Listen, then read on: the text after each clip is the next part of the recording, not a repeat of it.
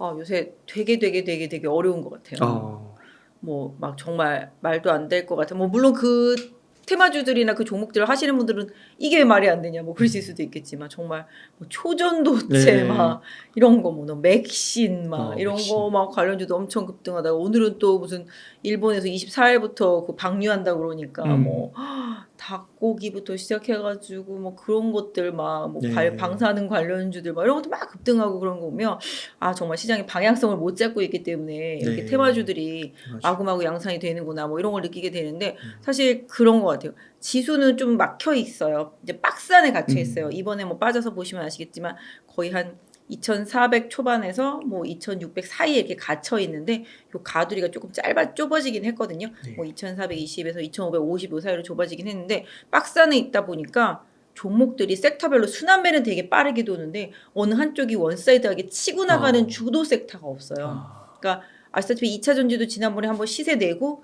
이번에 음. 쭉 빠졌다가 바닥에서 반등할 때 지금 2차 전지들이 이끌어 주고 있는 상태잖아요. 오늘도 네. 그렇고 음. 반도체들은 또 그 틈새에서 주도했다가 또 쉬다가 오늘 또 반등하다가 다시 또 쉬고 음. 그다음에 또 중간에서 뭐 제약바이오 섹터 치고 나가고 뭐 의료기기 치고 나가고 뭐 미용기기 치고 나가고 또 최근에는 뭐 중국 관련주들 소비재. 중국인들 들어온다고 그거 치고 나가고 그냥 자동차는 그냥 눈만 깜빡깜빡하고 있고 뭐 화학주들은 영 중국이 안 풀릴 것 같으니까 계속 안 되고 뭐 그런 상태잖아요. 그러다 보니까 뭐 그냥 여기저기서 불쑥불쑥 호재 뉴스 이슈만 나오면은 테마로. 등락을 강하게 하고 있는데 그렇다고 방향성이 확실하게 정해져 있지도 않고 네. 이런 상태라서 최근에 좀 개인 투자자분들 상당히 좀 주식하시기 어려운 장세예요. 근데 또 반대로 얘기하면 그 리듬만 잘 타면 완전 좋은 장세라고도 볼 수 있잖아요. 음. 왜냐하면은 요거 사서 올렸다가 빠졌더니 저거 미리 조정받고 있네. 그럼 절로 네. 올라탔다가 저것도 올라왔네. 팔았다가 또 다른 거 조정받은 거 옮겨 탔다가 뭐 이렇게 하시는 분들은 뭐 있을지 음. 모르겠지만 어쨌든 음. 그렇습니다. 그리고 뭐 최근에 보면은 뭐 의료기기 쪽들 워낙 좋고 네. 그죠? 미용기기 음. 그다음에 뭐 요런 쪽도 워낙 좋기 때문에 이런 쪽도 하시는 분들한테는 좀 좋은 시장이긴 한데 또 대부분의 개인 투자자분들이 그런 섹터주들을 좀 심도 있게 공부하지 않으면 잘 모르시는 종목들이 많아서 좀 네. 어렵고 잘 아시는 종목들 뻔하게 쉽게 접근할 수 있는 종목들은 사실 많이 못 갔었거든요. 최근에 음. 뭐 그래도 뭐 네이버 같은 경우 좀 최근에 올라오고 뭐 인공지능 로봇도 최근에 좀 올라왔다가 지금 또 조정받고 있듯이 그러니까 어떻게 보면 모든 섹터주들이 고르게 한 바퀴씩은 다 돈 것 같아요. 네. 근데 인제 아직까지 대장은 없는 상태. 네. 아. 그렇기 때문에 뭐 요런 부분들은 뭐 사실 이번 주말에 잭슨 홀 미팅이 있잖아요, 미국에서. 네. 제가 봤을 때는 파월이 시장에 무리수를 두는 듯한 발언을 안 할 것 같은 느낌? 왜냐면 최근에 중국 변수도 좀 있었기 음. 때문에 그런 느낌이고 최근에 또 미 국채 금리가 지금 장난이 아니잖아요. 맞아요.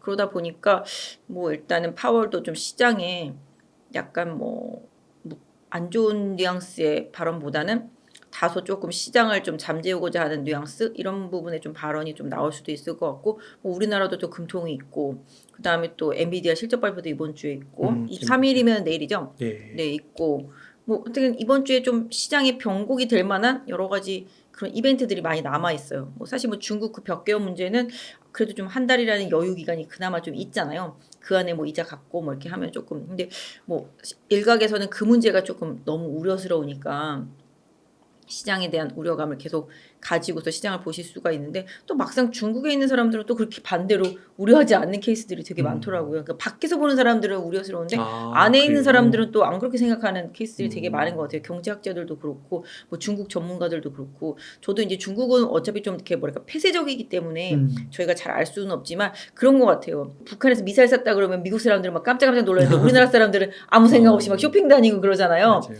그런 느낌? 밖에서 음. 볼 때 그런 느낌? 네. 뭐 중국도 뭐 예전에 그 헝다도 뭐 21 년도에 터졌었지만 지금까지 좀 큰 문제 맞아요. 없었고 이번 문제 뭐 벽개화 문제도 어떻게 중국에서 처리할지는 모르겠습니다마는 시장이 밖에서 생각하는 것보다 그런 거 있잖아요. 좀 약간 크게 해석하는 분위기? 뭐 중국의 뭐 리먼 사태다 뭐 이러가면서 막 크게 보는 아. 분위기인데 뭐 중국 자체는 어차피 계획 경제고 공산당이 주도하는 경제이기 때문에 좀 뭔가 나올 수가 있는 여지가 있다. 사실 음. 뭐 지금 금리 LPR 금리도 인하했습니다마는 근데 사람들이 쓰지를 않는 거잖아요.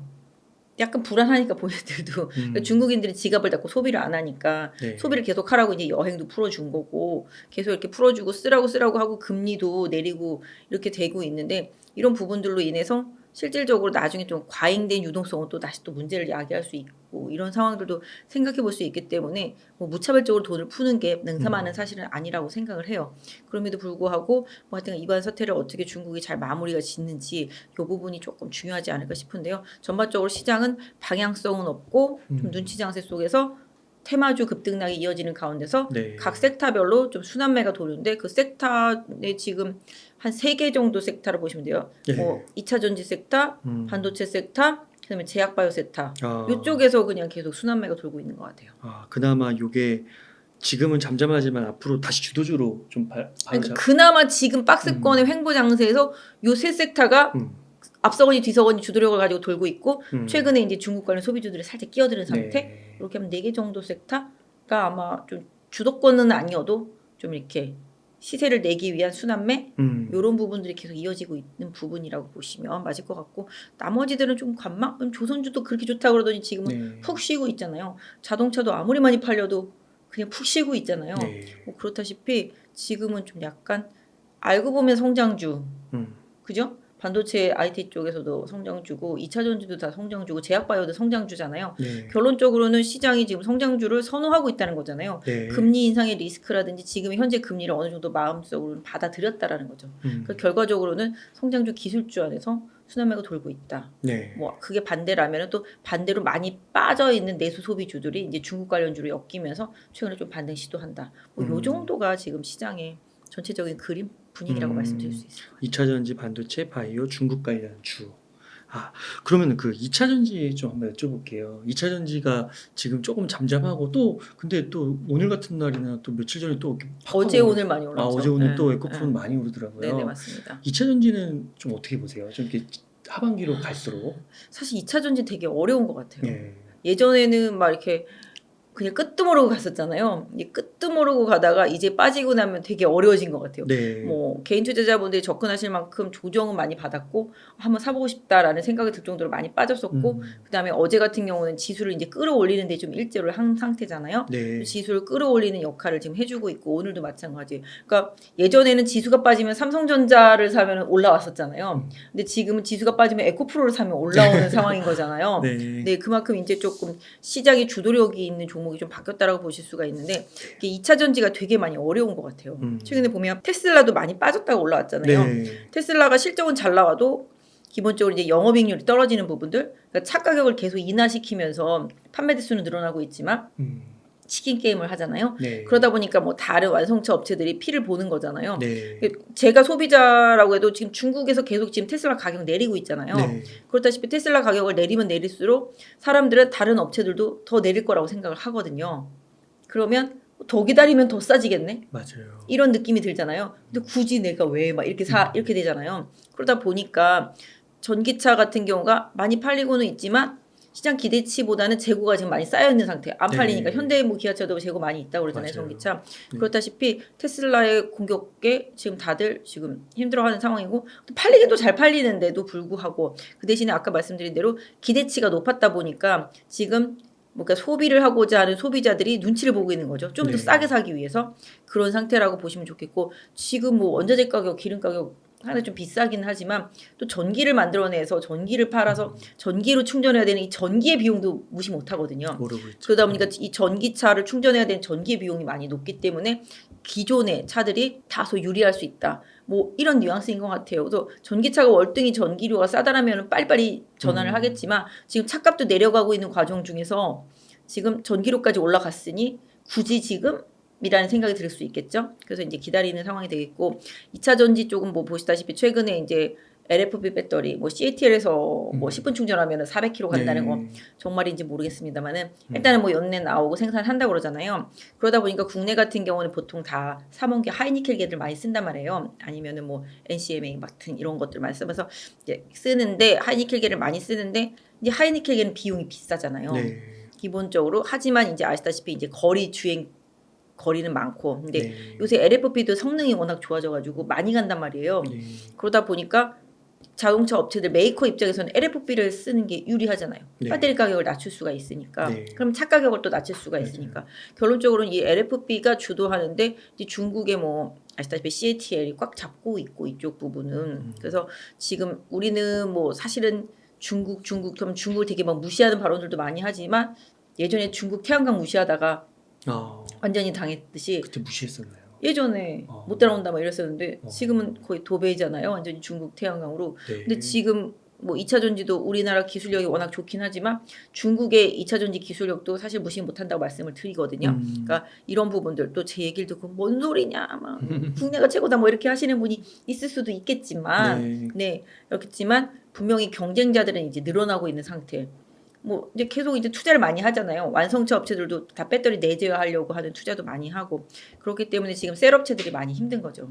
셀 가격이 이제 계속적으로 가격적인 부분에서 받쳐주지 못하니까 그런 부분이 있고 또 이제 뭐 셀 가격이 낮아지는 부분에 있어서 원자재 가격들 뭐 양극재나 음극재나 뭐 다 기타 등등 뭐 전해액이나 분리막이나 다 마찬가지인데 이쪽도 뭐 가격을 압박하려고 할 수도 있겠죠. 다만 이제 이쪽은 이제 어느 정도 가격적인 부분을 유지할 수 있을 만큼 원자재 가격들이 형성이 되어 있다 보니까 쉽지는 않겠습니다만은 기본적으로 그래서 두루두루 생각해 보면 이렇게 전기차가 잘 팔리고 이제 뭐 계속 생산 설비 투자하고 기타 등등 하면서 막 기대감에 커왔던 이쪽 2차 전지 섹터주도 제가 좀 생각을 해보게 되는 거죠. 네. 뭐 일정 부분 우리가 좀 생각했던 캐파만큼 뭐 이런 부분도 생각해 볼 수 있겠고 근데 이제 장비주들은 이제 계속 이제 발주가 들어가니까 최근에 좀 반등하다가 오늘 보면 다시 되밀리고 그러니까 2차 전지 섹터주들도 딱 몇 개만 보면 되더라고요. 에코프로 뭐 포스코 퓨처엠 요거 두 개가 왔다 갔다 하는 상태고 뭐 포스코 홀딩스나 금양도 이제 좀 조금 따라서 등락하고 시장에서 리포트나 이슈 나오면은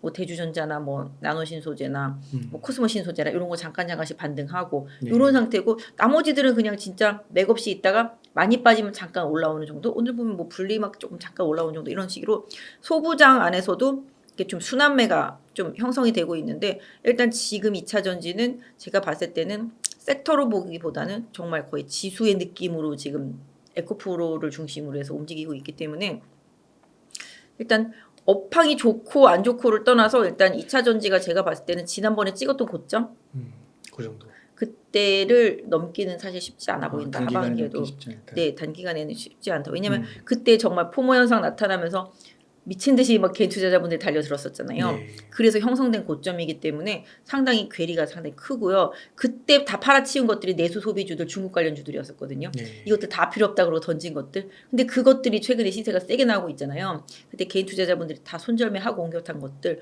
그러니까 그런 식으로 시장이 뭐 빈 곳에서 또 다시 지금 기회를 보고 있듯이 이쪽은 너무 몰려가 있는 상태고 어느 정도 지금 그게 시장에도 좀 기운이라는 게 있는데 시장의 수급이라든지 뭐 에너지가 충만할 때는 얼마든지 갈 수 있지만 지금은 그렇지가 못하다는 거죠. 네. 고점에 몰린 뭐 개인들도 상당히 많이 있고, 그러니까요. 네 많이 있기 때문에 누가 추가적으로 누군가 더 사줘야지만 올라갈 수 있는 게 주가인데 네. 누군가 더 사줄 사람은 적고 올라오면 팔고 싶어하는 사람들은 많다라는 거잖아요. 그렇기 때문에 업황이 좋고 나쁘고를 떠나서 수급적인 면에서 상당히 지금은 좀 약간 지친다. 그러니까 뭐 새로운 에너지가 폭발적으로 나타나거나 이 전기차 2차 전지 업종에 뭔가 파워풀한 뭔가 이슈가 있어야지만 추가적인 상승 시도를 할 수 있는데 제가 봤을 때는 그때 막 나올 수 있는 호재는 다 때려 부었던 것 같거든요. 네. 그럼 새롭게 나올 뭔가 호재가 없다라면은 수급이 받쳐줘야 되는데 지금 그 수급마저도 다 분산이 돼가지고 사실은 좀 지금 좀 어렵다. 다만 이제 기술적으로는 뭐 등락하는 과정 중에서 어느 정도 기술적 반등은 나올 수 있겠습니다만은 이제는 좀 2차 전지 관련 주들도 예전처럼 변동성을 보이면서 급등하기보다는 뭐 약간 어느 정도 바운드리 안에서 그 종목들 자체 이슈로 인한 개별로 움직임이 나타날 가능성이 높고요. 추세상으로는 뭐 우상향 추세는 지금도 유지되고 있기는 하지만 예전처럼 막 이렇게 막 하루에 막 엄청나게 오르는 그런 급등세는 사실 조금 쉽지 않겠다라는 생각을 뭐 주가만 놓고 봤을 때는 하고 있습니다. 네, 그 정고점에서 빠진 다음에 이렇게 오르락 내리락 하는데 그 시기가 좀 길어지다 보니까 물린 분들이 댓글에 남겨주시더라고요. 어떻게 해야 되냐, 아니면 지금 물 타도 되냐. 왜냐면 그래도 한 포스코 퓨처엠 같은 경우는 뭐 한 20-30% 빠졌고 네네. 에코프로도 150 갔다가 110, 120이니까 좀 빠졌잖아요. 그렇죠. 그러니까 지금 좀 물 타도 되냐 이런 질문을 남겨주시긴 하더라고요. 맞아요. 그런 고민 안 될 수는 없을 것 같긴 해요. 네. 근데 사실 이게 물 타는 게 법칙이 있어요. 내가 만약에 정말로 이제 산 주식이 고점에 샀는데 만약에 100만 원치를 갖고 있었다. 그럼 그럼 이제 어느 정도 많이 빠졌다. 내가 이 생각할 때 여기 지지선이다. 이번에 보면 2차 전지들이 거의 대부분 한 61선 이 정도에서 올랐던 것 같아요. 네. 지수도 그렇고. 그래서 이렇게 해서 반등을 하면 내가 물을 탈 때 그럼 내가 만약에 100만 원 있으면 물을 얼마치 타야 될 것 같아요? 100만 원 있으면요? 100만 원 있으면 그래도 한 절반은 타야 되지 않을까요? 50만 원? 네. 아닌가요? 그렇게 해서 단가가 얼마나 낮아지겠어요? 아, 100만 원 다 타야 되네요. 그러면. 그러니까 제가 생각하는 물타기는 나는 여기가 진짜 바닥이다라고 생각했어요. 그러면 이 물을 탈 때 나는 이 가격에 사고 이 물탄 금액만큼은 이 가격이 빠지면 또 무조건 손절하겠다라는 생각으로 사기 때문에 어. 저는 만약에 100만 원 있으면 물은 거의 200만 원, 300만 원 타야 된다 생각해요. 더 타는 거예요? 신규 매수처럼. 와, 그렇구나. 네, 네. 신규 매수처럼. 그럼 단가가 확 낮아지잖아요. 음. 그럼 어느 정도 조금만 올라와도 팔 수 있는 가격이 오는데 아. 100만 원치인데 50만 원 타면 단가 별로 낮아지지도 않아요. 그렇죠. 올라오다 다시 빠지면 수량만 많이 늘어나고 또 몰리는 결과가 나오거든요. 그래서 물 탈 때는 정말로 확실하게 타야 되고 정말 이 가격은 정말 잘 지켜질 것 같다. 더 이상 빠지지 않을 것 같다. 이런 자리에서만 물을 타야 되고 그 가격이 깨지면 과감하게 물탄 그만큼은 손절을 하는 그런 전략을 쓰는 게 맞거든요. 아까 2배, 3배를 태우고 어떻게 네. 되는 거죠? 만약 100만 원이면 100만 원을 더 태운 다음에 그래도 마이너스 다시 원 상태가 되면 손절. 100만 원에 100만 원 타면 별로 안 떠. 아니 뭐 물론 100만 원, 100만 원 정도도 뭐 100만 가능성은 원에 있을 수 200만 있죠. 원 태워야 되겠네. 100만 원엔 저는 보통 200이나 300을 태워야 된다고 생각해요. 아. 원래 내가 1이라는 걸 샀으면 뭐 만약에 분할 매수할 때도 법칙이 있어요. 1. 1위를 샀으면 그 다음에는 뭐 2나 3을 사고 그 다음 더 바닥으로 빠지면 거기서 5를 사는 거거든요. 그래가지고 단가를 폭발적으로 낮춘 다음에 반등할 때 물 탔던 부분은 빼버리고 그렇구나. 남겨있는 물량만 가지고서 나머지를 가는 거거든요. 이 보통 다 거꾸로 하는데. 처음에 한 두 산 다음에 돈이 없어가지고 네. 빠지면 바닥에서 그냥 1 정도 타잖아요. 아, 그렇구나. 그렇죠. 그렇게 타면 단가도 안 내려가고 수량은 많이 들어가는데 운 나쁘게 또 내려가 버리면 수량만 더 물려버리잖아요. 그래서 물을 탈 때는 보통 한 1, 3, 뭐 5 이런 식으로 이렇게 네. 배수를 더 늘려서 원래 포카 칠 때도 그렇지 않나요? 도박장에서도 확률 게임이잖아요. 계속 때려 넣다가 돈 떨어지면 죽는 거지만 돈을 안 떨어뜨릴 수 있으면 뒤로 가면 확률이 점점 올라가잖아요. 안 나올 게 나와야 되니까. 네. 그죠? 그렇게 되면은 뒤에 가서 왕창 때려서 넣어서 거기서 먹는 거잖아요. 네. 도박장도 비슷해요. 네. 아, 그렇군요. 그러면은 그거 좀 여쭙고 싶은데 물을 타는 퍼센트는 좀 어떻게 돼요? 처음에. 처음에 물을 타는 퍼센트라는 그러니까 게. 뭐 한 20% 빠졌을 때, 30% 빠졌을 때, 뭐 10% 아, 빠졌을 때. 그거는 중요하지가 않아요. 아, 그래요? 왜냐하면 말씀하신 대로 20% 빠졌을 때, 30% 빠졌을 때, 50% 빠졌을 때 이렇게 생각할 수 있겠지만 사실 이건 좀 공부를 해야 돼요. 내가 산 가격이 정말로 나는 이제 고점에서 물론 샀을 수도 있겠지만 나는 고점을 찍고 내려온 거를 지지선이라고 생각하는 데서 샀을 수도 있잖아요. 근데 그 지지선이 깨지면 빨리 손절을 해야 되죠. 빨리 손절하고 그 다음 지지선에 가서 다시 재매수를 해야 되는 거고요. 실질적으로는. 근데 내가 이 지지선이라고 생각하는 데서 매수를 한 게 아니라 오히려 막 추격 매수를 해서 고점 부근에서 매수를 했다. 근데 손절을 못 했다. 그러면 기본적으로 어느 정도 이게 상승 폭이 있고 그거에 맞춰서 기술적인 조정 폭이 나오잖아요. 네. 근데 이건 좀 공부를 하셔야 돼요. 기술적인 분석을 하면서. 네. 그냥 저희가 뻔히 하는 뭐 21선이 될 수도 있고 61선이 될 수도 있고 뭐 전체적인 차트로 봤을 때 어느 정도 지지를 하다가 저항대를 뚫고 올라왔었던 그 저항대 그 정도까지 내려왔다라면 거기가 정말로 강한 지지선이 될 수도 있기 때문에 네. 그 시점, 타이밍이 중요한 거지 퍼센테이지가 20% 빠졌는데 20% 빠졌는데 30% 빠졌는데 중요하잖아요. 왜냐면 내가 산 가격에서 50% 빠졌지만 그 밑으로 50% 더 빠질 수도 있는 거잖아요. 그렇기 때문에 일편적으로 20%, 30%, 40%라고 말할 건 아니고 그 고유의 차트를 보시면서 기술적인 가격대, 매물대도 뭐 물론 봐야 되겠습니다만은 이 종목이 절대 깨지 않으면 여기가 바닥이다라고 하는 그 순간 그럴 때 물을 타는 거네요. 물을 어설픈 가격에서 잘못하면 수량만 늘어난다. 더 빠지는 거죠. 네. 그래서 그렇기 때문에 물타기 하면 조금 고상해 보이지 않고 추가 매수라고 하는 게 조금 고상해 보이는데 네. 그런 시점은 정말 내가 생각할 때 이 가격이면 정말로 빠지지 않을 거라고 생각하는 가격대 이 가격이면 한번 내가 대시해 볼 수 있는 가격대 이럴 때 한번 사실 이번 주 어제도 그렇고 뭐 다음 지난주 금요일도 그렇고 뭐 포스코 홀딩스나 포스퓨처엠이나 이런 것들은 사고 싶은 네. 가격이 왔네 이런 느낌이 드는 차트들이었었거든요. 그러니까 그런 포인트 에코프로도 마찬가지가 되겠습니다. 그래서 그런 포인트를 잘 잡아서 대시하고 내가 생각한 것과 다른 방향이다. 그럼 빠르게 손절하고 내가 생각하는 방향이랑 다른 방향으로 갔으면 빨리 손절을 해줘야죠. 네. 내가 생각하는 방향이랑 다른 방향을 하는데 하다 보면 수량만 이만큼 늘어나고 손실은 더 커지잖아요. 그래서 이게 손절매도 중요하고 물타기도 중요한데 타이밍, 그다음에 빠른 손절매 이 부분은 개인 투자자분들이 꼭 지켜주셔야지만 더 큰 손실을 내지 않는 그런 상황이다. 그래서 아까 말씀드린 대로 물을 탈 때는 정말 절대절명의 가격대에서 물을 타고 수량을 확실히 늘려서 타고 그다음에 어느 정도 올라와서 메이크업이 되면 물 탄 거는 다시 빼버리고 기존 물량만 갖고 있어야 돼요. 근데 원래 물 탄 게 올라와서 원금 오면 더 먹으려고 안 팔잖아요. 그러다 보면 나중에 빠지면 수량 다시 또 손실 나잖아요. 그렇기 때문에 이거는 절대적으로 지켜야 되는 룰이라고 생각하시고 매매를 하셔야 돼요. 그러니까 2차 전지 보통 이제 이런 에코프로, 포스코홀딩스 이런 대표적인 거, 에코프로비엠, 포스코퓨처 이런 거 투자하시는 분들은 한 앞으로 한 3년 바라보고요. 지금으로부터도 막 두세 배 갈 거를 생각하셔가지고 언제 사도 싸다.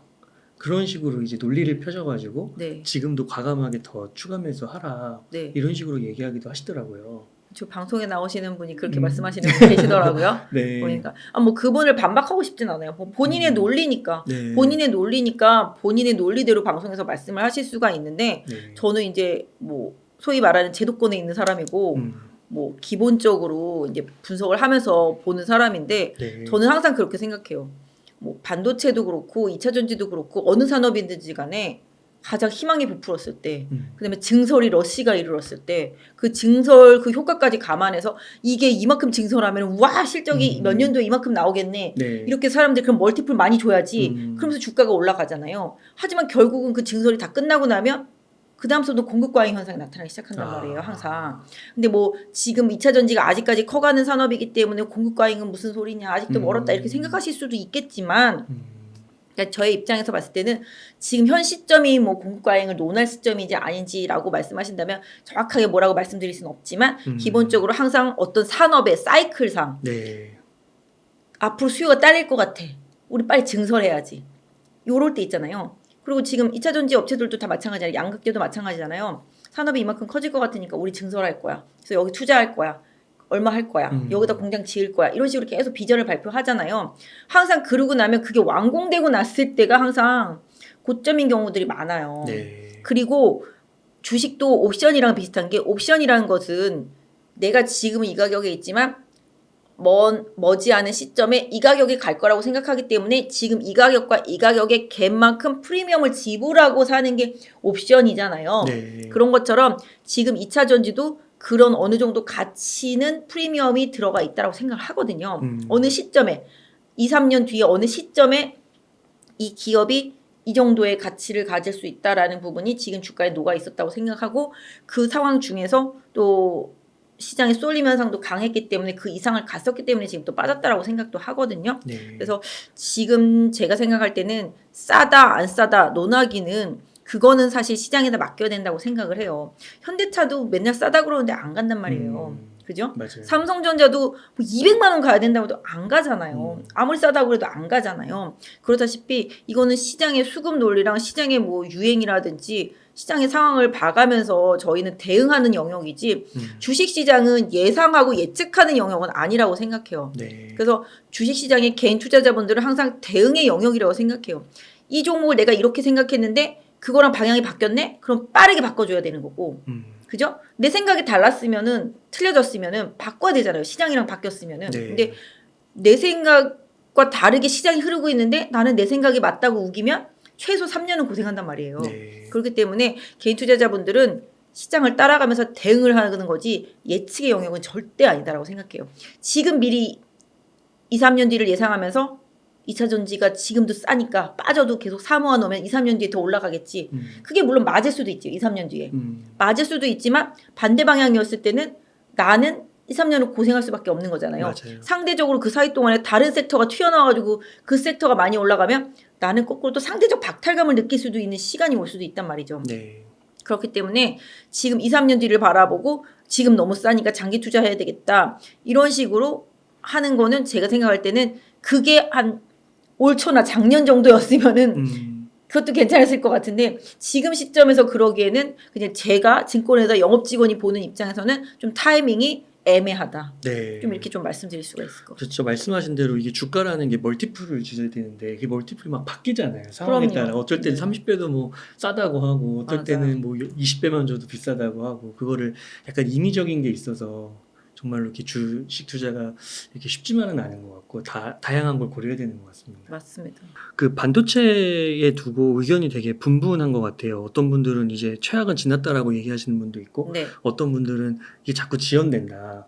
그래서 또 지켜봐야 된다라고 보시는 분들도 있는데, 네. 부장님께서는 어떻게 보시나요? 저는 반도체를 너무너무 좋아하죠. 네. 저는 반도체도 좋아하고 바이오도 좋아하고 네. 다 좋아하는데 반도체 같은 경우는 뭐 아시다시피 뭐 엔비디아 거품이다 뭐 이런 얘기들도 있고 너무 그동안 챗 GPT 때문에 막 네. 법을 꼈다 뭐 이렇게 생각하실 수도 있겠지만 반도체도 가만히 보시면 삼성전자가 움직이던가요? 안 움직여요. 그죠? 6만 원 중반대까지 그죠? 내려왔어요. 삼성전자 안 움직이죠. 네. 하지만 하이닉스는 괜찮네요. 움직여요. 네. 그죠? 반도체 중에서 옛날 뭐라 그럴까 전공정 장비들 중에서 옛날식 내지는 중간에 들어가는 공정 재료나 공정 부품 이런 쪽들은 안 움직여요. 지금 D램 랜드 같은 경우는 재고가 계속 지금 늘어나서 네. 삼성전자 또 계속 감산시켜서 뭐 일정 부분 뭐 6주에서 8주 정도의 그 간격 재고를 유지하기 위해서 또 하반기에도 계속 감산한다고 그러잖아요. 네. 그렇다시피 이 감산 때문에 실적이 좋아질 수 없는 기업들은 안 움직여요.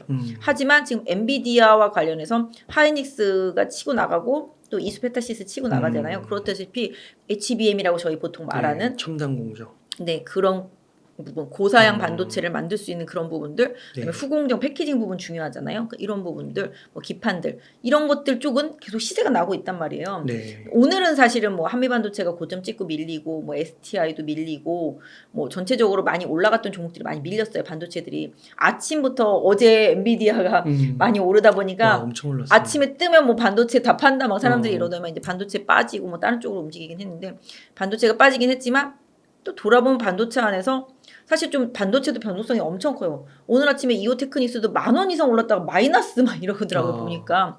그러니까 한미반도체도 63,000원에서 뭐 57,000원 뭐 이런 식으로 빠지니까 55,000원까지 오늘 빠졌던 것 같아요. 이런 식으로 갭이 엄청나잖아요. 네. 그러니까 반도체도 변동성이 큰 건 사실인데 그냥 업황 하나만 놓고 본다라면은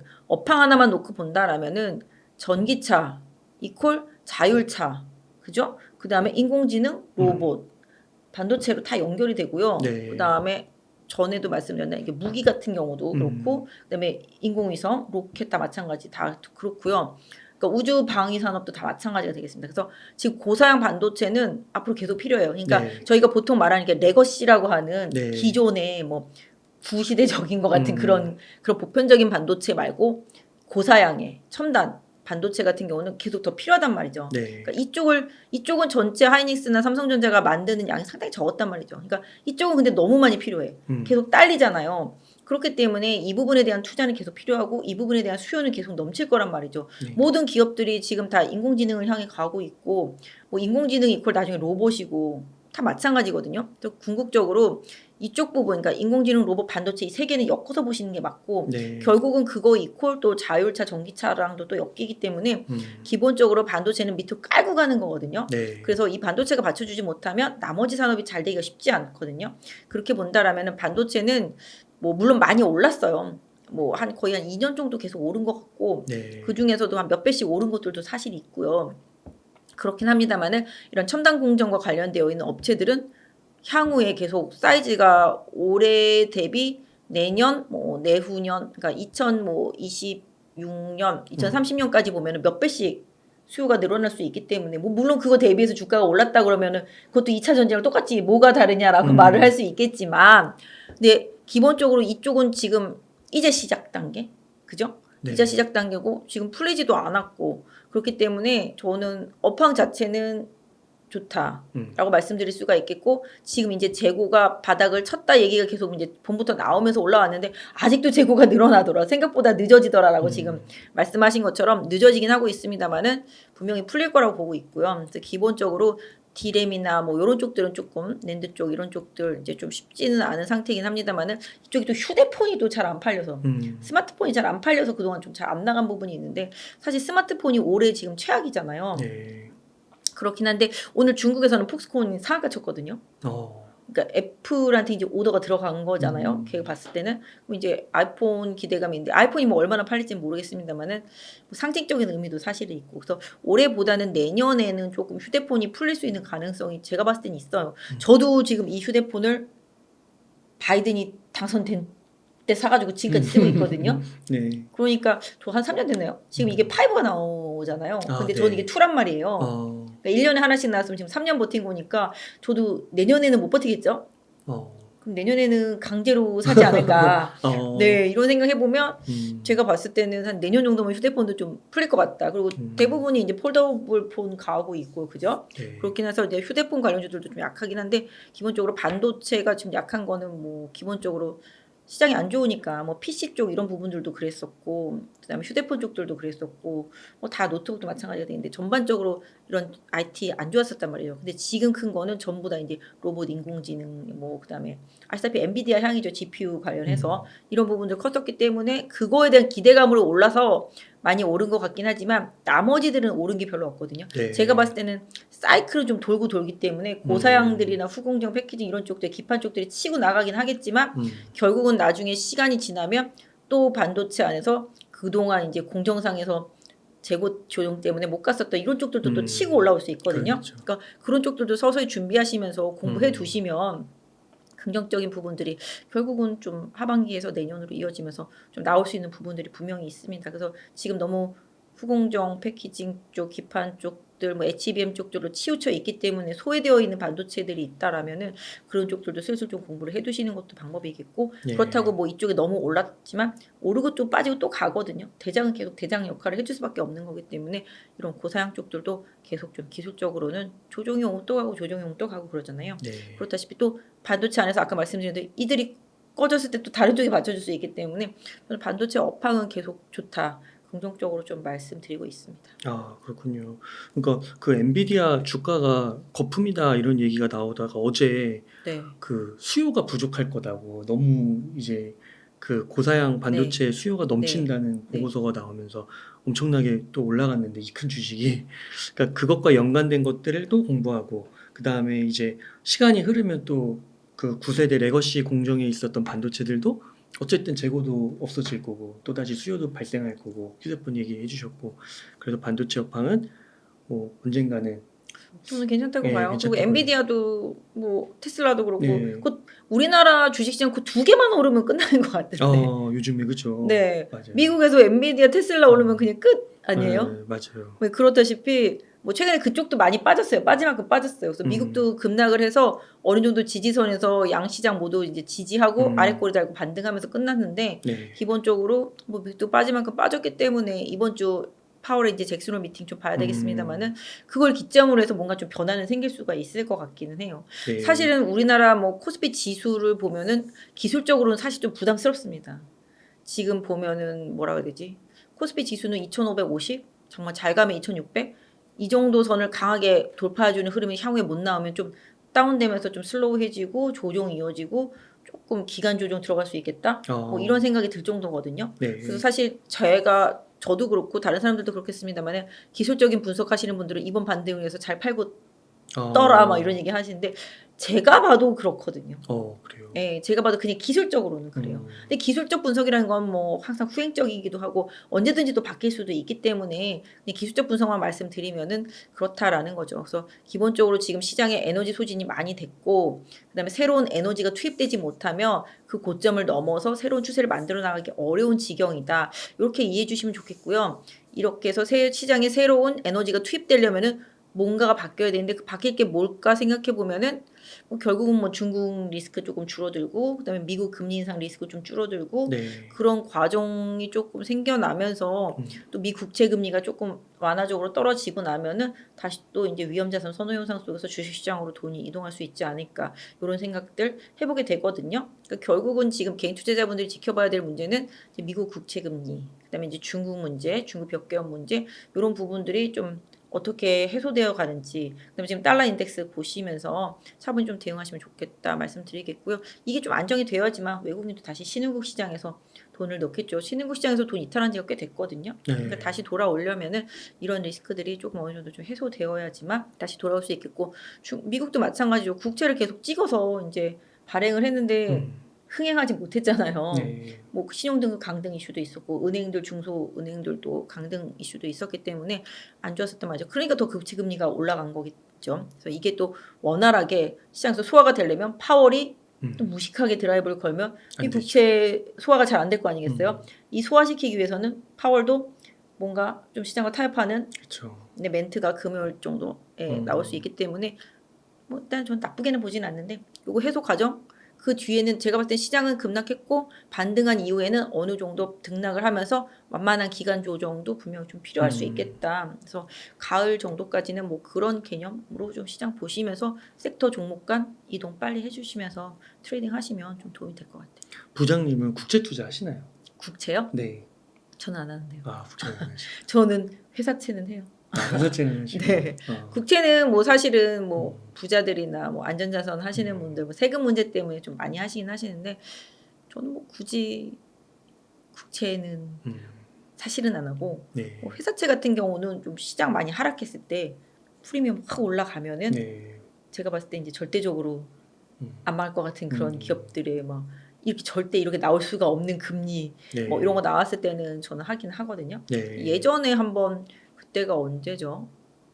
한번 우리나라 그때 금융위기 터지고 유럽 위기 터지고 뭐 이후에 세상 좀 시장 상당히 좀 불안정했을 때 말도 안 되게 막 그때 삼성전자 채권 나오는 거 저는 그때 처음 봤거든요. 네. 그때 그런 때 그다음에 우리나라 뭐 건설 같은 경우도 그때 채권 나왔을 때 막 그때 사실 오늘 뭐 또 PF 뭐 하나 터졌다 뭐 어쨌다 뭐 뉴스도 용산 있었죠. 네, 아, 용산 뭐 네. 그런 그러니까 이런 거 나올 때 좀 불안정하긴 한데 그래도 뭔가 확실한 뭔가 있는 기업들이 막 채권 금리가 상당히 높게 나왔을 때 이럴 때는 좀 단기 투자도 하기는 해요. 근데 기본적으로 저는 이제 주식을 선호하고 네. 뭐 조금 한다면 뭐 ETF 네. 근데 ETF 요새는 ETF가 좀 편하시니까 개인 투자자분들은 ETF 활용하시면 네. 좋아요. 근데 ETF는 뭐 아시다시피 이거 나중에 양도세 나오니까 그거 잘 생각하셔야 돼요. 배당 나오고 세금 나오니까 네. 생각했던 것보다 세금이 나오니까 주식처럼 생각하시고 하시면은 안 된다. 이건 펀드잖아요. 네. 네, 그렇기 때문에 그런 부분들 좀 생각하셔야 되는데 최근에는 ETF도 공격적으로 액티브형 ETF 많이 나오잖아요. 네. 최근에 보니까 그런 ETF들 많이 나오니까 그런 부분들은 또 주식뿐만 아니라 내가 종목 하나를 찍을 수 없으면 그 섹터에 관련된 ETF를 사시면 조금 투자하시기 편하시니까 그런 부분들은 조금 활용해 보실 수는 있을 것 같아요. 네. 그러면 전기차 한번 여쭤볼게요. 그 전기차 현대기아차가 실적이 되게 좋은데 주가는 말씀하신 대로 요지부동 오히려 좀 빠지는 것 같기도 하고요. 네네네. 실적에 비해서는 좀 어떻게 보시나요? 현대 기아차가 상승할 때 그 원동력이 뭐였을까요? 현대기아차가요.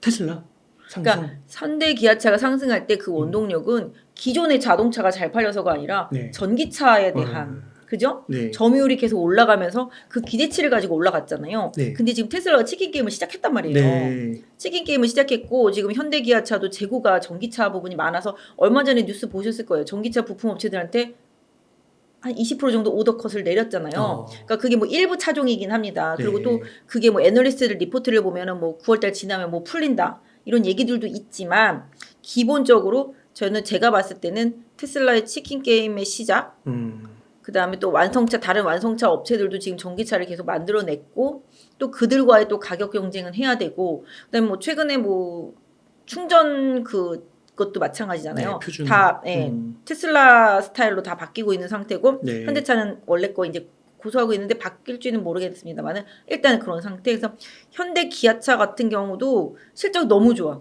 1분기에도 좋았는데 1분기 피크라고 하다가 2분기에도 더 좋으니까 2분기 피크라고 하다가 네. 이런 식이잖아요. 근데 뭐 3분기, 4분기 어떻게 될지 모르겠습니다만은 계속 피크 고점을 갱신하는 실적이 나오다 보니까 시장에서는 꺾이지 않겠냐라는 이런 뉘앙스들 이런 부분들이 좀 많이 큰 거겠죠. 그리고 아까 말씀드린 대로 테슬라와 이제 가격 경쟁 이런 부분들 그런 부분들이 좀 많이 크다라고 생각을 하고요. 기본적으로 전기차를 많이 잘 팔아야지만 현대 기아차한테 멀티플을 더 주는 요인이 되는 거잖아요. 네. 완성차를 잘 팔아서 멀티플의 요인이 아니라 자동차 업계는 지금 어차피 전기차가 확산돼가는 구간이니까 전기차든 뭐 자율주행차든 뭐 수소차든 어쨌든 간에 이런 미래지향적인 자동차가 팔려가는 걸 봐가면서 주가가 움직였는데 이거는 안 팔리는데 완성차 기존의 거 잘 팔린다고 세면은 그래서 실적이 좋았다라고 친다라면은 시장에서 계속 멀티플을 그렇게 더 많이 줄 수 있겠냐라고 네. 생각해 본다라면은 뭐 물론 완성차가 잘 팔려서 실적이 좋은 것도 좋은 거긴 하잖아요. 근데 뭐 기타 등등 뭐 요새 뭐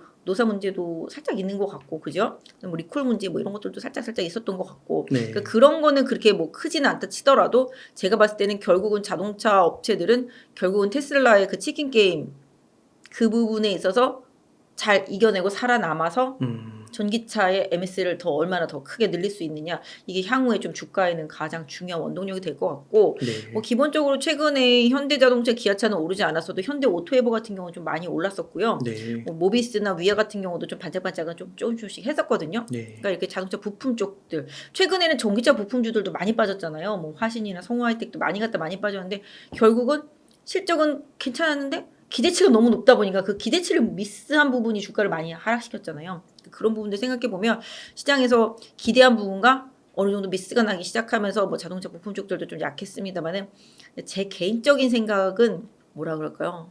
뭐 이건 진짜인지도 모르. 정몽구 회장님이 편찮으시다고 그러시는데 편찮으시다고 그러시는데 네. 그래서 그것 때문에 뭐 현대 쪽에 뭐 글로비스나 네. 막 그때 막 뭐 모비스나 막 이런 것들 막 주가가 움직였다고 막 그랬었거든요. 네. 그런 부분이 있었는데 뭐 그것 때문에 설마 주가가 안 올라가지는 않겠습니다만은 제가 생각할 때 지금 가장 핵심은 테슬라의 치킨 게임 그 뒤에 어느 정도 MS를 유지하고 살아남느냐 그러면서 그다음에 이제 전기차 부분에 MS를 더 늘릴 수 있느냐 이게 주가의 방향성에 가장 강한 영향을 줄 거라고 보고 있고요. 근데 기본적으로 현대차가 안 움직이기 시작한 거는 제가 봤을 때는 거의 우크라이나 전쟁 터지면서부터 안 움직였다라고 봐요. LG전자, 현대차는 그때부터 안 움직였던 것 같은데요. 네.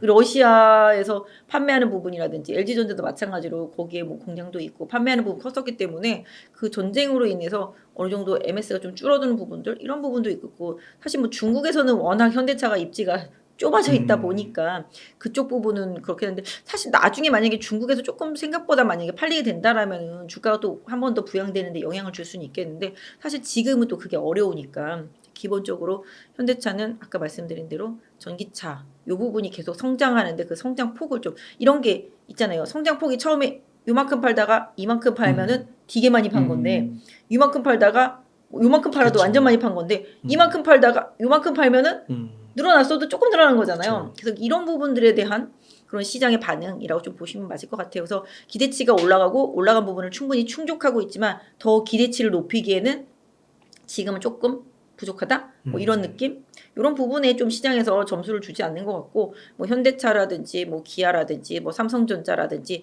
이런 거를 좀 올리려면 결국은 또 외국인이 돌아와 줘야 되는 부분이 분명히 있고요. 네. 그러니까 수급적인 부분에 있어서도 아까 말씀드렸던 대로 그거 말고 살 거 많은데 네. 그죠? 2차 전지도 사야 되고 반도체도 사야 되고 네.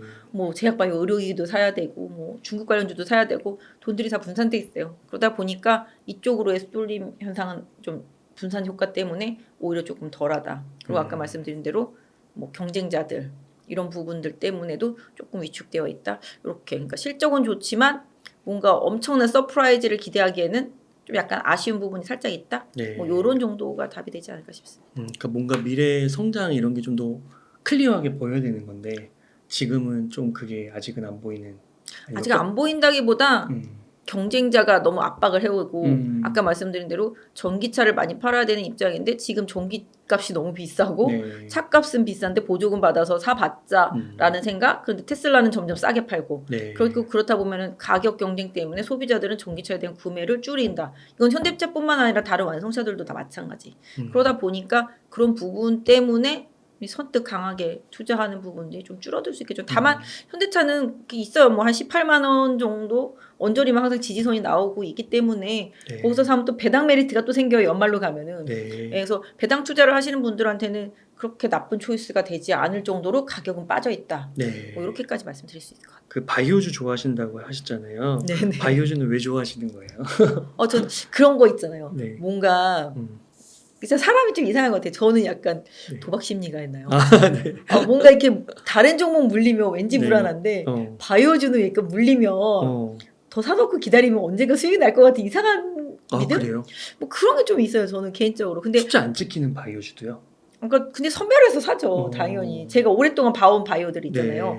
이 주식은 여기까지 빠졌으면 정말로 안 빠질 것 같다라든지 네. 뭐 이런 것들 그다음에 제가 믿는 그 기업의 임상치 뭐 이런 것들 이런 것들을 보면은 사실은 이 기업은 정말 하고 싶다. 뭐 이렇게 생각되는 기업들이 좀 많이 있어요. 그래서 그런 기업들 하고 사실은 저는 이제 뭐 보톡스도 되게 오래 했었고 그다음에 이제 미용 의료기기 이런 쪽들도 되게 계속 했었는데 왜냐면 사실 지금 최근에 시장은 숫자가 찍히는 헬스케어 위주로 갔었잖아요. 네. 그러다가 제약바이오도 비만 당뇨 뭐 요런 쪽들 위주로 많이 갔었잖아요. 네. 그러다 최근에는 뭐 그 외에도 이제 임상 관련해서 뭐 긍정적인 업체들도 많이 가긴 하지만 바이오는 저는 이제 하는 게 몇 개 안 돼요. 그러니까 이런저런 바이오는 절대 안 하고 제가 아는 바이오 한 10개 정도? 그 안에서만 해요.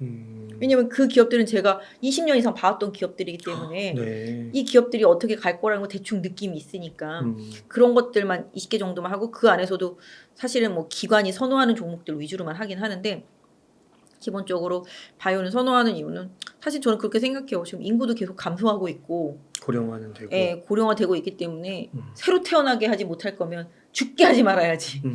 이런 생각을 하고 있거든요. 그래서 사실 지금 비만 당뇨도 마찬가지잖아요. 그게 네. 만병의 근원이잖아요. 사실 헬스케어기도 하고 이것도 어떤 면에서 보면 미용이기도 하잖아요. 그죠? 얼굴만 예뻐지고 싶은 그런 우주보다는 살을 빼고 싶은 뭐 앨런 머스크나 마찬가지로 다 그런 사람들의 욕구 이런 부분들을 자극할 수 있기 때문에 또 이게 돈이 되잖아요. 그죠? 일라이 릴리 같은 경우도 그렇고 노보노디스크도 마찬가지고 진짜 많이 전체적으로 올랐어요. 그쪽도 많이 올랐잖아요. 작년부터 계속 그랬단 말이죠. 네. 그러니까 이런 비만 당뇨 쪽들은 확실히 좀 대기하고 있는 임상 결과치가 나오는 기업들이 상당히 많단 말이에요. 아, 바이오는 미국도 하시는 거예요? 아, 저는 예전에는 했었어요. 아. 코로나 때는 미국 바이오는 했었었는데 음. 지금은 이제 국내 바이오 하는데 네. 바이오 쪽은 아까 말씀드린 대로 뭐 의료기기 쪽들 많이 했었고 그다음 아까 말씀드린 그런 미용 뷰티 섹터 쪽에서 약간 보형 쪽이라든지 보톡스 이런 쪽들 많이 했었었는데 최근에는 약간 좀 방향 조금 바꿔서 좀 너무 많이 빠져 있으니까 낙폭과대 바이오 주식들 중에서 조금 괜찮은 것들 끼가 있는 것들 이런 것들도 좀 하고는 있어요. 뭐 최근에 보면은 뭐 이렇게 엔케맥스 막 이런 거 예, 그런 것들 뭐 지노맨 컴퍼니 막 이런 것들 그러니까 정말 많이 빠져서 아 너무 많이 빠졌다 막 이런 것들 중에서 제가 오랫동안 봐왔던 것들은 좀 하긴 했고 그 다음에는 뭐 다들 뭐 의료기기 쪽들 뭐 이런 것들이죠. 그러니까 뭐 요새는 뭐 진단 키트 쪽들도 아시다시피 최근에 보면 이제 당뇨와 관련되는 것들 뭐 아이센스나 동은아나테 이런 것들도 많이 갔다가 조정받고 다시 올라오는 것처럼 이런 것들 다 당뇨랑 좀 연결되어 있고요. 사실 이 진단 키트라는 게 우리나라가 코로나 때 코로나로 너무 진단 키트가 돼서 그렇지 사실 이 진단 의학이 상당히 중요해요. 예방 의학이거든요. 네. 그러니까 키트 하나로 뭐 암을 5개를 한꺼번에 뭐 미리 발견한다든지 아시잖아요. 그다음에 또 유전자 분석을 통해서 얘가 암에 걸릴 가능성이 높네. 네. 그럼 이쪽은 먼저 치료하잖아요. 뭐 안젤리나 졸리도 그런 유전적인 성향 때문에 치료했었던 것처럼 그 기본적으로 이게 예방의학 쪽에서 진단의학 되게 중요하거든요. 네. 그러니까 이런 부분들 되게 시장성이 있다고 보고 그다음에 아까 말씀드린 대로 뭐 비만 당뇨 쪽들 최근에 보면 뭐 유한양행이나 한미약품 뭐 이런 것들도 다 그런 쪽으로 올라왔었잖아요. 기본적으로 그런 것들 뭐 최근에 보면 대장은 펩트론이었었잖아요. 그렇다시피 뭐 이런 쪽들은 이렇게 보면서 후발주자들 보시면 최근에 대원제약 같은 경우는 외국 기관 엄청나게 사거든요. 네. 이쪽도 비만 당뇨 패치 쪽들 하는. 그러니까 대원제약은 뭐 제가 그 회사를 홍보하는 건 아닌데 그 시기적이라는 게 있잖아요. 코로나가 다시 유행하고 감기가 또 유행하고 겨울이 되면은 아 여기는 밑자의 본전이 회사다 뭐 이런 느낌이 있잖아요. 저 병원 가면 맨날 콜대원 처방해 주더라고요. 보니까 그러니까 아 여기 밑자의 본전인데 라파스라는 회사랑 같이 당뇨와 관련되어 있는 비만 패치 개발하고 있대. 그러면 약간 스토리가 좀 섹시해 보이잖아요. 네. 그러니까 최근에 뭐 기관이 막 사는 것 같더라고요. 보니까 그러니까 이런 제약 바이오 섹터 쪽들은 스토리도 되게 중요하거든요. 그러니까 그런 것들 제가 뭐 그걸 사라고 말씀드리는 게 아니라 요새 그렇더라라는 성향을 좀 말씀을 드리는 거고 그래서 이런 부분들 뭐 최근에 보시면 아시겠지만 뭐 큐렉소 이런 것들도 많이 갔잖아요. 뭐 인공관절 막 이런 쪽들 네. 그죠? 그런 식으로 좀 많이 가고 뭐 미용 의료기기 쪽들도 많이 갔습니다만 영상 진단 쪽들도 많이 가고 그래서 실질적으로 이게 다 어떤 면에서 보면 예방의학 쪽들이고 병을 좀 깊게 진행시키지 않는 사람의 생활을 좀 편하게 만들어줄 수 있는 이런 쪽들이잖아요. 뭐 암에 걸려서 죽기 전에 이제 치료한다 뭐 이런 개념이 아니라 작은 병을 크게 키우지 말자 이런 개념이잖아요. 그리고 미리미리 발견하자 이런 개념이기 때문에 이런 쪽들은 사람의 생명과 연관되어 있고 아까 말씀드린 대로 고령화 시대, 인구 감소의 시대이기 때문에 제약바이오 헬스케어 쪽들은 저는 계속 꾸준히 봐야 된다고 생각하고 결론적으로는 아까 말씀드린 대로 이쪽은 성장주 기술주란 말이에요. 네. 최근에 네이버 올라오는 것처럼 기술주 성장주 섹터 쪽에서 금리 때문에 피해를 가장 많이 받고 네. 코로나 이후에 가장 많이 피해를 받단 말이에요. 그 금리가 계속 내려가는 시점에서 수혜를 받다가 다시 또 최근 1년 동안 금리가 올라가는 시점에 가장 큰 피해를 받잖아요. 맞아요.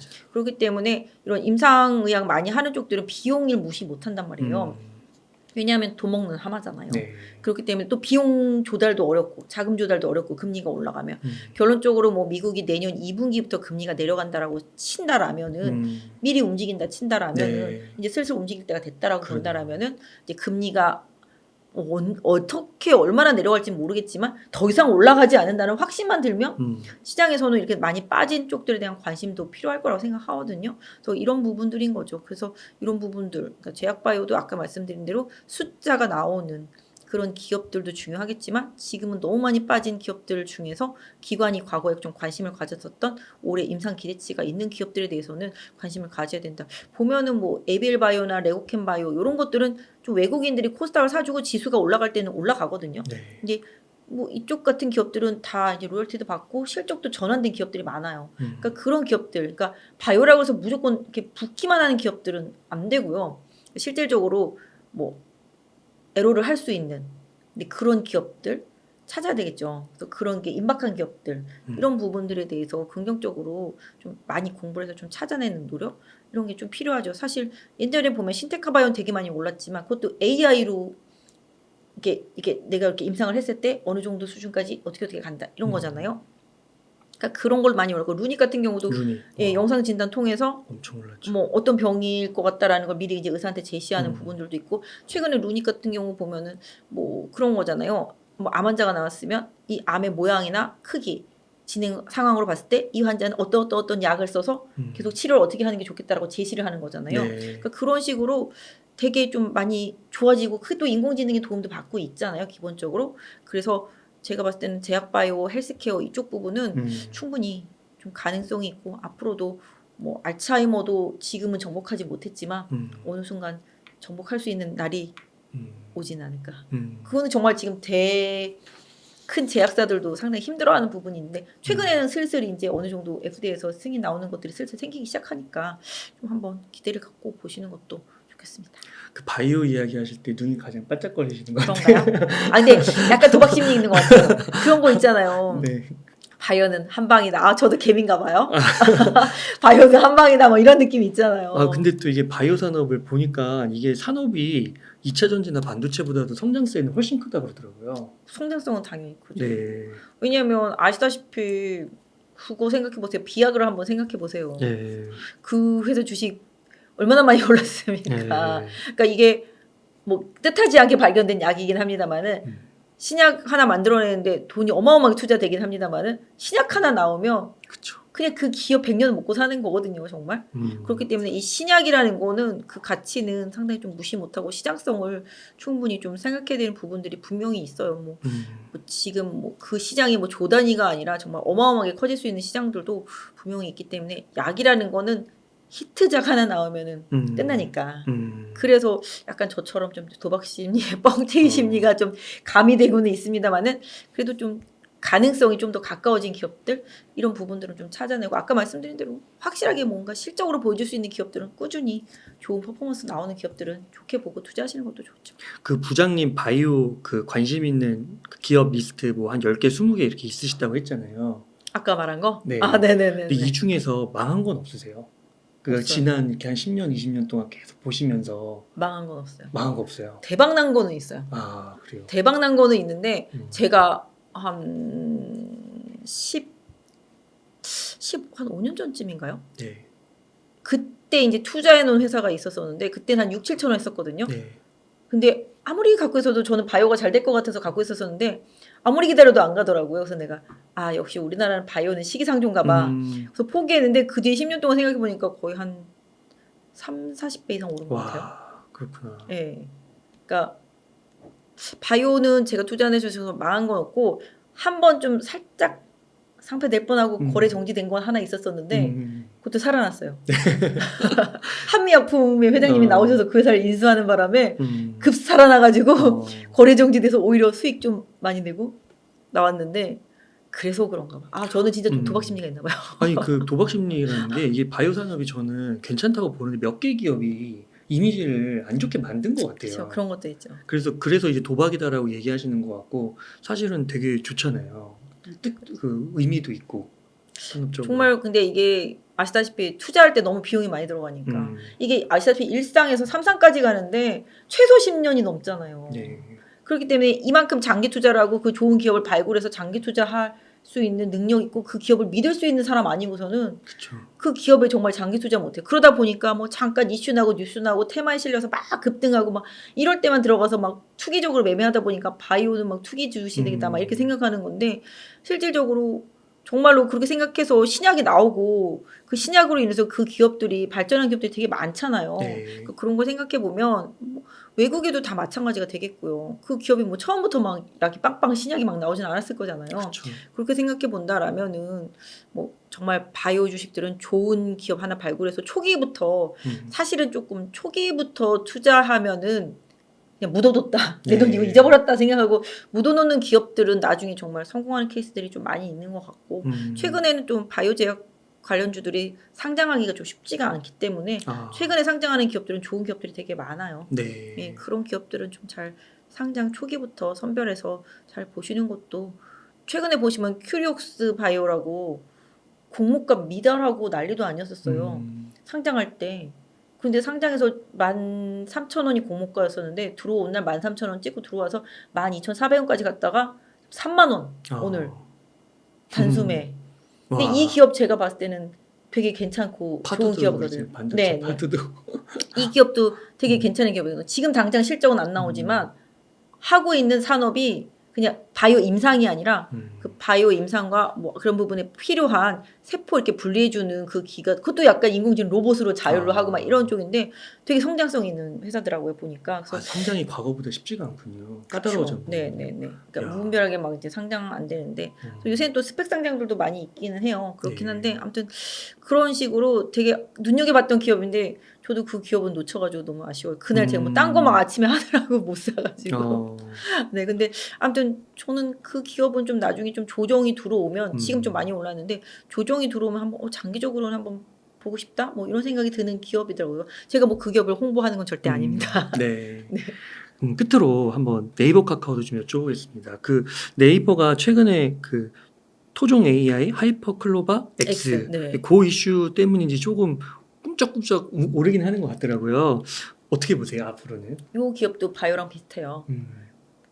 성장주, 기술주의 선두주자였었고 네. 코로나 때 제일 많이 올랐었고 네. 지금 비를 보고 있잖아요. 역시 네. 여기도 금리가 어느 정도 빠지기 시작하면 돈이 들어올 수 분명히 있는 산업이고요. 그 생성형 AI 뭐 ChatGPT랑 싸워도 뭐 자신 있다 그러잖아요. 그럴 만큼 자신인데 일단 뭐 오픈되고 성능 봐야 되겠습니다만은 뭐 시장에서 관심이 좀 많은 것 같아요. 최근 수급도 괜찮고 네. 저는 카카오보다는 조금 제약 조건이 적은 네이버 쪽이 조금 더 낫다라고 생각해요. 카카오는 이미 좀 분사돼서 많이 다 상장을 해 있는 상태잖아요.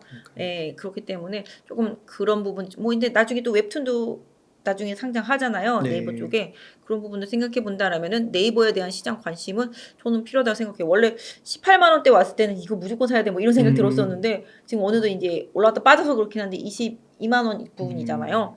그렇다라면 뭐 20만 원 정도 지지선 손절선 두고 한번 트레이딩 겸 저점 매수 겸 한번 해볼 수는 있겠다. 저는 그런 생각이 들고요. 하이퍼클로버 X 나왔을 때 거기랑 이제 같이 연결될 수 있고 연동할 수 있는 산업적인 부분들도 성장성도 네이버 자체 내에서도 무궁무진하다고 생각하거든요. 네. 검색 엔진에서도 마찬가지가 되겠지만 기본적으로 이걸 기반으로 해서 뭐 각 기업들이랑 연계할 수 있는 부분들도 상당히 많고 산업적으로 커질 수 있는 부분이 상당히 좀 많기 때문에 저는 네이버는 제가 나오는 그 하이퍼클로버 X의 성능 좀 봐야 되겠지만 궁극적으로 지금 주가가 그렇게 뭐 부담스럽지 않은 주가다.